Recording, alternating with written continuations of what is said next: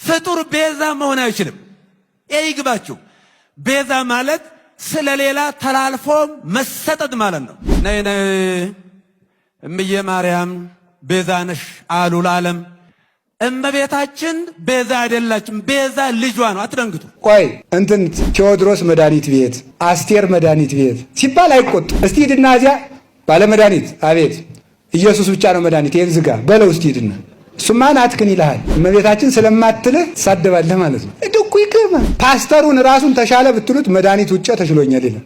ኢየሱስን ውጣ ሆኖ እንዲሁ እኮ አይደረስ እኮ ነው። እንዲሁ ድንቁርና እንዲህ አድርጎ ቤት ይሰራል። እንዲህ አድርጎ ድንቁርና እንዲሁ ከሪ ጥበብ ቤቷን እንደሰራች ድንቁርና ቤቷን የሰራችባቸው ሰዎች እኮ ናቸው እነዚህ 7 ምሰሶ የድንቁርና ምሰሶ የቆምባቸው ሰዎች። እንዲሁ እኮ ይገርማል። መድኃኒት ክርስቶስ እግዚአብሔር ያሳያችሁ።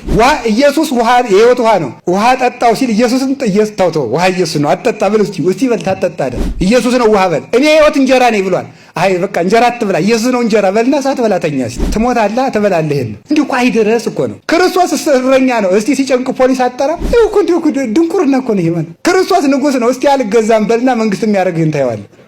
ንጉሴ ክርስቶስ ብቻ ነው በልና የጸጋለ የባህር ያለ ክርስቶስ ብርሃን ነው። እስቲ ባትሪ ያልበው ሄድና እንቅፋት ወግሮ ሲጥል እንዲሁ እኮ ነው። የድንቁርና አይደለም ድንቁርና እኮ ነው። ሁሉ ክርስቶስ በተጠራበት ስም እንኳን እናቱ ፀሐይ ተጠርታበታለች። እሱ ብርሃን ነው። ፀሐይ ባቅሟን ብርሃን ናት። ላቅሟ ባትሪ ባቅሙ ባትሪ ኮከብ ብርሃን ተብሏል። ተመልከቱ ማለት እኔም አባ ተባልኩ እግዚአብሔርም አባ። ይገርማል እኮ አይከፈውስ አባ ብለን የምንጠራበትን የልጅነት መንፈስ ሰጠና የተባለ አብርሃምም አባት እግዚአብሔርም አባት። ከዚህ በላይ ቃል ስለሌለን ማለት ዳዊትም ንጉስ እግዚአብሔርም ንጉስ። ዳዊትስ ጥሩ ነው። እና ጀሬም ንጉስ እግዚአብሔርም ንጉስ በአንድ ስም ማለት ነው። እግዚአብሔር እንደዚህ ስለተጠራ ልብ ብላችሁ ስሙ። እግዚአብሔር እንደዚህ ስለተጠራ ሙሴም አምላክ እግዚአብሔርም አምላክ። ሙሴ የፈርዖን አምላክ ነው ዘጸአት 7:25 ላይ እግዚአብሔርም አምላክ ሙሴም አምላክ። አሁን ሙሴ እግዚአብሔር ነው አይደለም? እግዚአብሔርም ጌታ አብርሃምም ለሚስቱ ጌታ።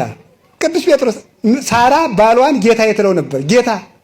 አሁን አብርሃም እግዚአብሔር ነው አይደለም? ቅዱሳን እግዚአብሔር በተጠራበት ስም ስለተጠሩ እግዚአብሔር ናቸው ማለት አይደለም።